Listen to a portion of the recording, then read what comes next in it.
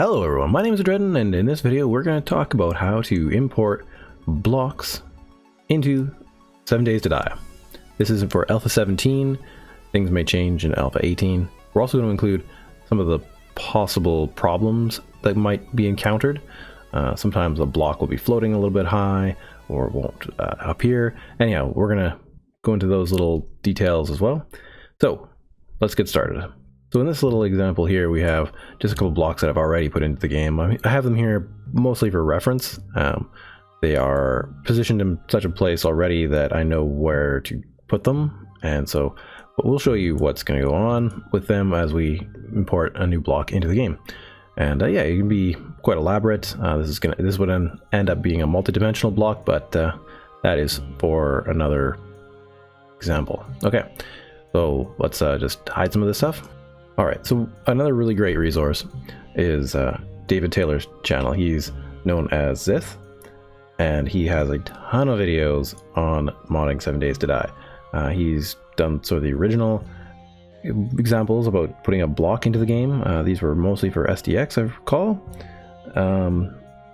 And he'll keep updating things as he goes, but it's just an excellent resource for learning how to mod 7 Days to Die. Right here.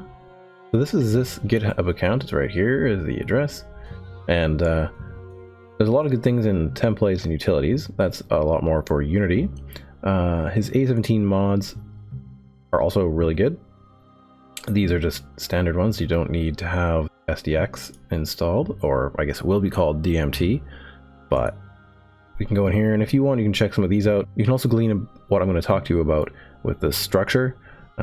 This is probably one of the better examples because it is got a bunch of blocks that we would need, but yeah, it has mod info, resources, item icons, and config. This is the file structure you're going to need. We'll go into that a bit more as we need to. And yeah, blocks and recipes. So, all right, let's hop over back into Unity. All right, so what is the first things we need to do is, well, I mean, you need to know what you're going to do, and you're going to need to make a block. And so what I have done is find a texture for your idea, and there are many ways to do this. I'm just going to go into the very basics of it. So we're going to use this in a moment. I'm just going to drag this off to the side. And now over in this little area here, we are going to go to the scene. You can do this in other locations too, but you want to go down and add a game object and add a cube. And as you can see, it's where the cursor was. And so oftentimes you need to zero this thing out, just like this. Yeah, and it is pretty darn tempting to do this, where it is up a little ways above this flat plane here, somewhat like that. Like you can see, it's actually pretty hard to see, but there's these little white lines that make up this grid, and it's pretty tempting to put this here. So, but we'll see what happens. So what you're going to need is to make yourself a new material. So what I'm going to do is go over here and make a material, and I'm going to name it cobblestone.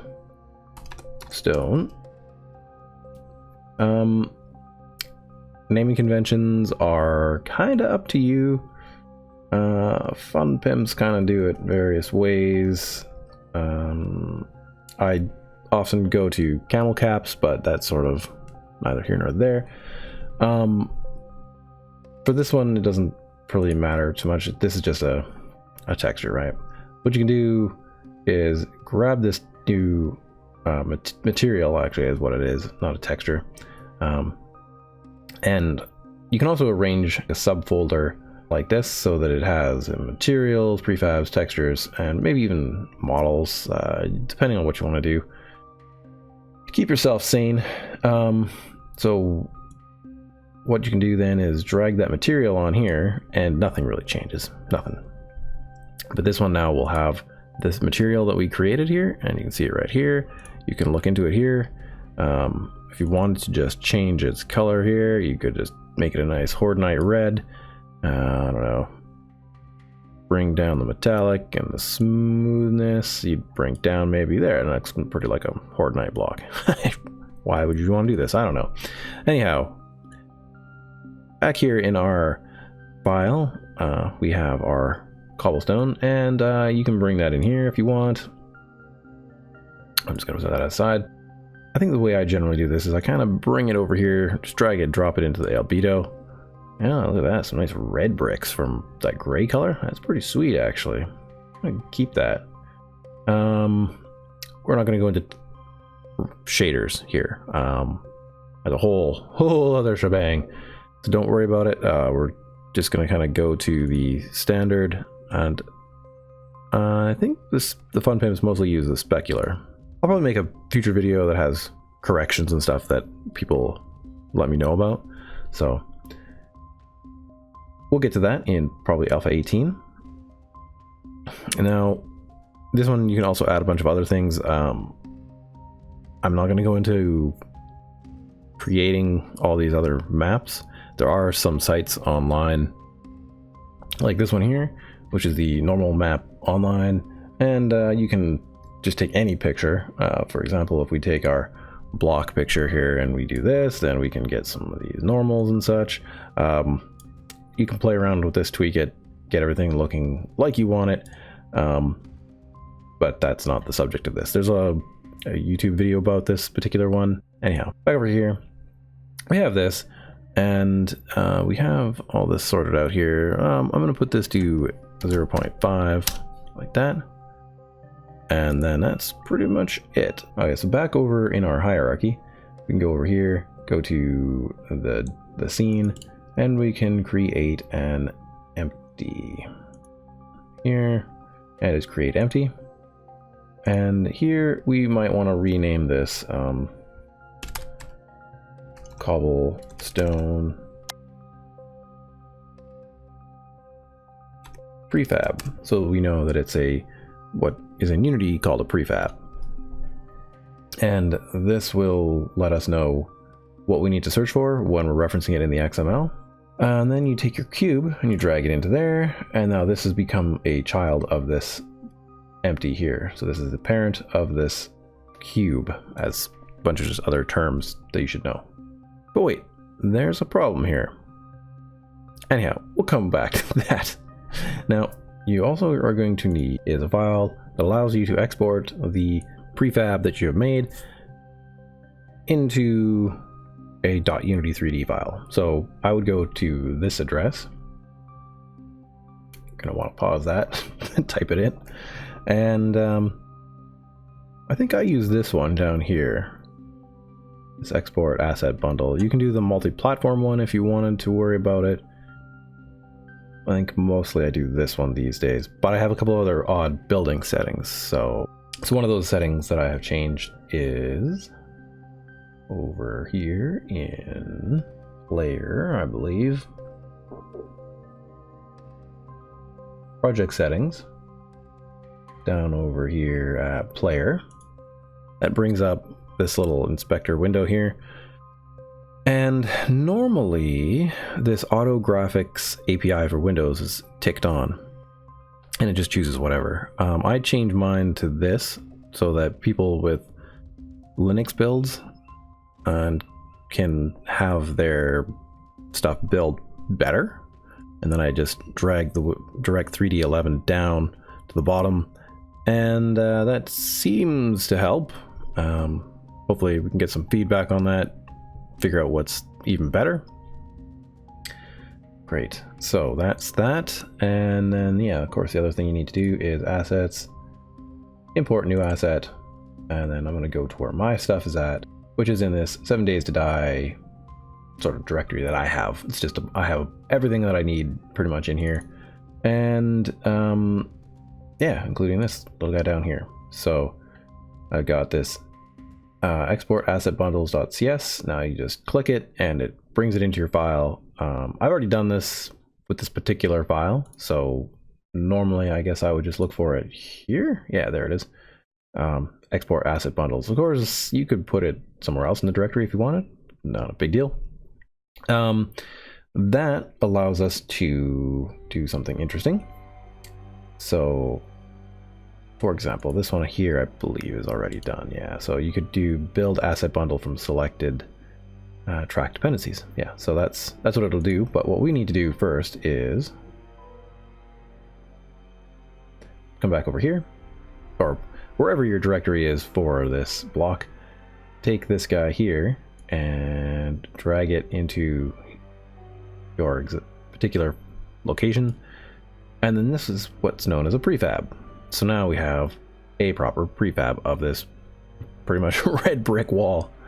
So then we can hit build asset bundle from selection, and here we go. So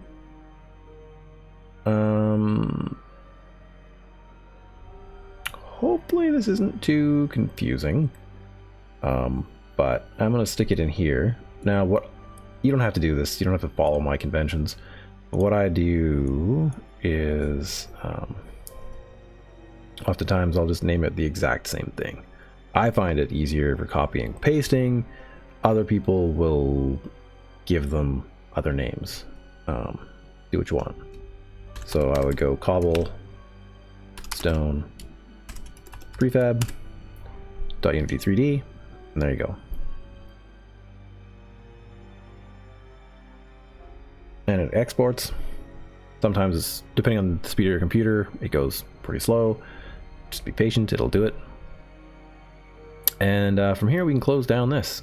So this is no longer important. All right, so if you're gonna mod 7 Days to Die, I would recommend taking it, this is the actual copy of the game. This is in my Steam directory. So I made a directory for modding the intended way, which is just having it with no injected anything, which is what SDX, or what's going to be known as DMT, is doing. So then we can go into here, and then you're going to need this folder called mods, and this is where the game looks for mods to install when it starts.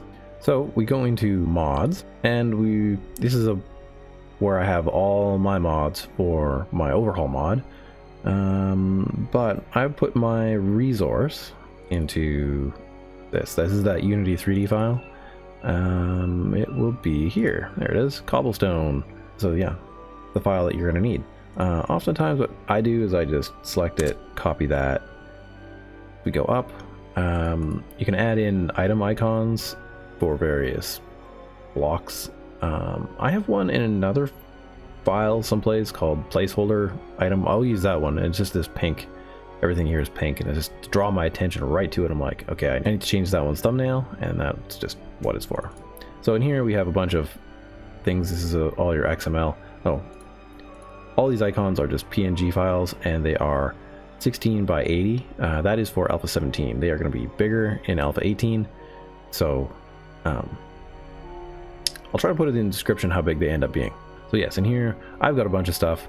For this tutorial, all you would really need is blocks.xml. A great resource to figure out how to mod is just this straight up files in the data, and then you just go to config.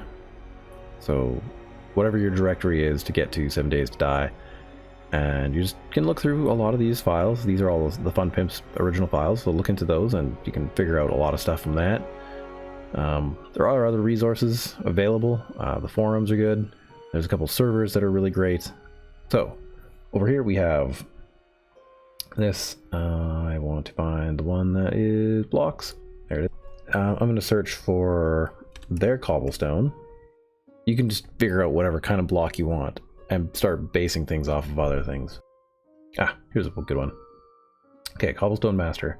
Now this actually has a bunch of extra stuff in it that you don't need. We're going to copy that, and we're going to open up our blocks.xml, and this one is already filled with a bunch of stuff, but the most important things are in here. You need configs, and then actually the best resource is probably 7 Days to Die XPath, and also look up forum, and this should be the right one. And this will bring you to Sphere's thread on XPath modding for Alpha 17. This is on the 7 Days to Die forum. Once again, you know, just keep looking through all this stuff. There's some really good stuff in game modifications. And he goes through all the different options, like setting things, or are they all appending them? Probably the two most important ones. Also removing is quite important. But this is a pretty good familiar one you're going to use if you're making modlets. And I guess this is the entire thing that I'm doing here. This is all about modlets. There's another way to do this without modlets. Because what you could do is you could just take this here, copy it,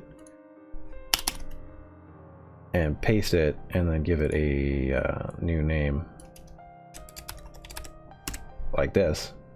And then you'd need to change a couple of things, mostly relating to over here, this model entity or the shape and the model. Those would need to be copied and brought over. I would say you'd probably want to replace these ones. Anyway, that'll allow you to just directly edit them right in the XML of the config. And that's a totally different way, but if you're testing, you might want to do that. I don't do it anymore because I've gone into doing a lot of modlets. So modlets are like the quickest way to modify your game, right? Because if you have this, if you want to remove a mod, all you got to do is just select it, and you know, you could even, you know, delete it or whatever, right? Like boom, gone. And then that mod no longer works for your game. It's pretty quick and easy. So I want that back actually though. Don't want to get rid of those. It's my build for my game, my mod. So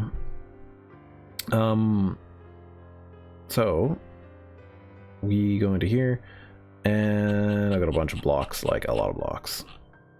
The last ones I did were these rubber blocks. I don't like the texture, but hey, well, eventually I'll figure it out. So let's take you, copy, paste over here.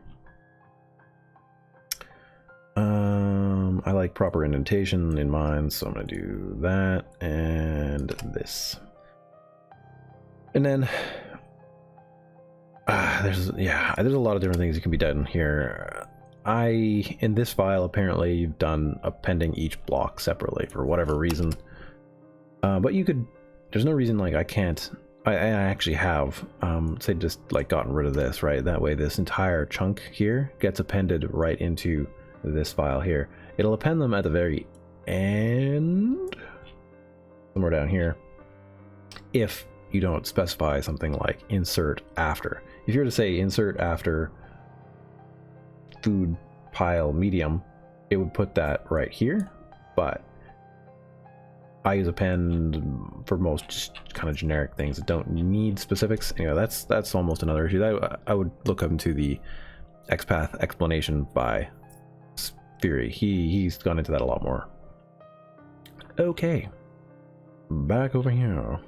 So yeah, you go and you create your little brackets, append, and then you need to include XPath equals this, and then you just want to tell it where to put it. So in this case, you want it in the blocks one, and you have to follow this structure for its thing. And some of these files are a little bit convoluted, and it's not too hard most of the time. Blocks. So that's just going to put it at the very end of the blocks, right before you get to the slash blocks. So it should be down here. Yeah, it should be right down in here. Blocks, great. And then down here, you need to close that up so that you can have it all work. And this, of course, has got this white highlighted here because this is not closed. So we can just close it. And I'm actually going to rename this one here. Adreden. And then probably the more important ones here are, I'm going to just separate this a bit more so it's easier to see, is getting rid of these ones because this texture tells it what texture to use, and these are based on internal things that TFP uses. That's not the purpose of this particular tutorial. You need this property, name, shape, value, model. Now this is one of those trip ups. You have to make sure you spell everything right or it won't work. And then in here, this is the model itself, like what you're actually using. And now this tells you where to find it. So this is in your mod folder, which, you know, we've got here, mod folder. But more specifically, this one talks about it. This is this actual one right here. So it knows to look in here, knows to look in the resources, and knows to look in this portal prefab, but this is for a different block. What we're gonna do is take this portal prefab and we're going to take the name that we gave it in here and use that.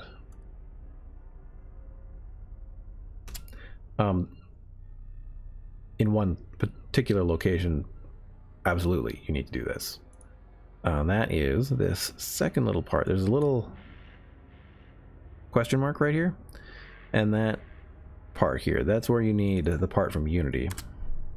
This part is relative to how you've actually spelt it. Then this is why I personally tend to do it this way. I use it just like that. That way I can just copy one and paste it in two locations. Yeah, that's a thing. Now, there is supposed to be something where you need .prefab over here, but I never use it. It'll probably come into more necessary usage, come say alpha 18 or something, so you could also try that out. But I don't use it. I don't think I've used it on any one of these blocks. Well, these are bunches of modifications and stuff, but yeah, see, it's not on any of these ones, so it's just not a thing that I need. So anyway, with that changed, it looks like we can probably test this out. You can hit F1 if you want, and you can see up here that all the different mods that it is trying to load up. This one here I don't have a mod info, and a couple of them I don't have because I haven't actually, these are ones that I want to do but I haven't really gone to. If it worked, then they all can load. Great. You've got a couple of options. You can continue a game. You probably will break a game if you have something in there that you're not supposed to. For example, I've got a mod testing game. I've broken this game so many times because it doesn't really matter because I know that it's for testing. Or I've got one called delete, which is another one that I just don't care crap about. It doesn't matter. Another thing you can do is you can go into level prefab editor and test out your blocks there. That also works, and sometimes it's faster because it depends on what's in your game. I think we're gonna go to Nava's game now, and here you hit F1 again and you get to see what is loading up. Now if there's a problem, this is where you'll see it. This time there shouldn't be a problem, but we'll try to go into, like, let's say you misspelled something. This usually takes a while, especially on when you have a lot of mods. Block IDs and other things will start to really pile up, and it takes a lot longer than just having a single mod. All these yellow are just various little things that I've got problems with. Either my game or a particular modification I've made doesn't exactly work. But in this case, this one does. I also often type in this little thing here, DM and CM. That is the creative mode on and the debug menu mode on. Oftentimes it's good to just do that and hit multiply key. That way it'll make all these guys turn off their AI and you can just test or whatever in this game. So let's find that block, shall we? Hit U. Cobblestone. Oh, okay. So here, hang up number one. If you can't find it like this, like it's not here, you can often take a look in the dev blocks and it might be there, but we need to exit this and I'll show you why. One of the things that I forgot to do was, if you have this particular thing in your XML, it will take this, and if it says none, then it just won't show up. All right, if it says dev, that means it'll be in the developer thing, that little one that I just pressed. And if it is player, then the players can just find it quite easily. I'm going to do dev again just because it's a little bit better. Now, if you're editing XML like this, you can save it, and you don't need to restart the game entirely. You just need to exit your world, and then you can reload it. So let's just do that. Once again, you go over to this and you look up Cobblestone Adreden. It's not here. Now this is once again the player versus the other things, the dev. So you can hit over the dev block. Oh, there it is. I actually didn't set the icon to custom icon. You can find this somewhere, but you can drag that over into, say, that, and now we have our block. Let's put one here, and there. Maybe we'll put one there. Okay, so this is a good example of some of the things that may mess up. So when you put it down, you can see that the place where it wants to place it, it doesn't quite look right. It doesn't match the actual 3D model, and that is because of something else. That is back over in Unity. When we created our parent, that parent has these coordinates and they're off. What you need to do oftentimes is like drag this off, and it breaks the prefab. So yeah, continue. Go over to the actual parent that you wanted and hit 0, 0, 0, and that puts that one at 0. And then if you recombine the child with the parent, then it'll be better. I think this will still mess up because it's another pitfall, I think. Been a while since I've tried to mess it up. So yeah, in this case we need to exit and then we'll have to restart because I'm going to be redoing the entire model. What I normally do is I just delete the old one and bring in this one here, and then it has its thing. So that's the prefab. We just go and re-export it right to where we want it. Boom, just like that. And that should be good. So now we restart our game. Now this can get extremely finicky and can take you a lot of time to figure out. Yeah, it can be kind of brutal. If you're trying to place things extremely specifically, and that's mostly due to like weapons or something. If a weapon is not quite right in a player's hand, it can take you a while to figure that out. But once you figure it out, you kind of have a template. Yeah, it works a lot better. A lot of this stuff down here isn't needed. I don't really plan on upgrading the blocks. I'm gonna actually delete that. This isn't going to take effect. I've already started to load the game. Control F, icon, custom icon. Gonna take that. And you're gonna add your custom icon in. In this case, I want my place folder icon. It's not gonna show up this time because I haven't loaded it up with that, but perfect. That's exactly what I wanted. Now you can see that because the parent is set to 0, 0, 0, all these other ones have an issue. Right? They are all floating. And that's perfectly what I want to show you guys. See how it's pretty much half a block up? Right in here. It's, yeah, a bit up. And so that comes back to an issue over in Unity. Like I said, over here, this block here is placed exactly where it needs to be to fit into the game. And once you figure out where that is, it's good to leave like a base block or kind of know where it is. So yeah, repositioning your blocks can take a bit of time, but once you figure it out, try to make a template so you know where it is, and then you'll be able to work off of that, and it's a lot quicker. So yeah, we have to go back over to our prefab. And you do not alter these ones on the parent. They are not what you want to be messing with. What you want is to go to your actual model and you want to change its position there. That's why this one is up to that. But there, if I set it to 0, then it should work out correctly in my new thing. And then what you can do is you can hit this prefab apply, and that will apply the changes to it. A little superstitious, I do it on both. It's just what I do. Then you go over here and find it again, cobblestone, save. Yep, this is what I said, it can take a couple minutes to figure this all out. Exit. When we get back to this, it should show it in the right location. And there you go, that puts it into the right location, just like that. Yeah, so you definitely want to make sure that these are all set right, because this is one of the other big problems. Because if this is not right, it won't work. And sometimes there's errors and all of this stuff.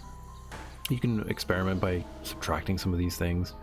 Like, you don't really need these hardest ones. That's not a big deal. Take those out. Doesn't necessarily need a fall. Anyway, it all is interesting to play with, but I don't know, seems to find these just fine. Yeah, here's the placeholder thing in there. You can see it, it works just fine to see it. Anyways, thank you for watching. If you enjoyed it, hit that like button. If you are new to the channel and like what you see, hit the subscribe button. There's some definitely other good resources out there relating to modding. Check out the forums. There's a couple of good servers. And yeah, I'm happy to answer some simple questions if I have the time. So yeah, I will see you guys in another video. Bye bye.